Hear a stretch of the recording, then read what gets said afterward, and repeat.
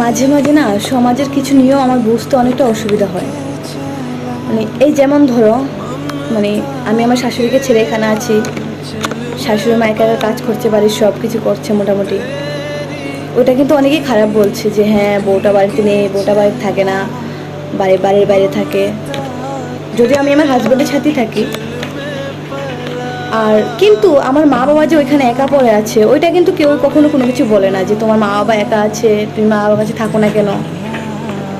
আমরা দুই বোনই বাড়ি থেকে মানে বাইরে, দুনো বোনের বিয়ে হয়ে গেছে, দুই বোনই স্বামীর সাথে মানে সংসার সব কিছু গুছিয়ে গাছিয়ে চলছি। কিন্তু আমি এখনো অবধি মানে কাউকে এই কথাটা বলতে শুনলাম না তোমার মা বাবা একা আছে, ওদের জন্য কষ্ট হয় আমাদের।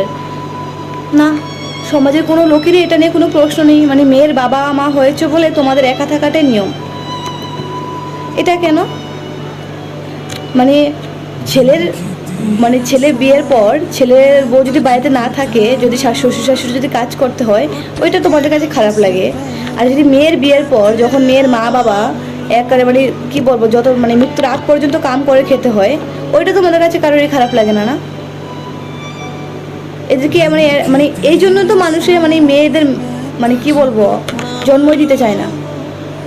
কারণ মেয়ে 20 থেকে 22 বছর 25 বছরও কেউ কেউ পড়াশোনা করিয়ে পুরো সব কিছু একদম পুরো ফিটপাট করে তারপর বিয়ে দেবে, বিয়ের পর আবার বাবা মার কাছে থাকতে পারবে না। যদি এরকমও করা হয় যে মাসে 15 দিন এখানে 15 দিন এখানে, তো তাহলে তো দুজনেরই তোমার দেখভাল হয় না। আমার এই নিয়মগুলো কিছুটা মানে অদ্ভুত লাগে যে এটা এটা মানে সমাজে কীরকম নিয়ম বুঝতে পারি না আমি। এটা মানে তোমরা কি বুঝতে পারো এই জিনিসটা, মানে কি কারণে মেয়ের মা বাবা হয়েছে বলে মানে কি ওদেরকে কোনো অধিকারই নেই আমাদের উপর? বিয়ে দিয়ে দিয়েছে মানে কি সব শেষ?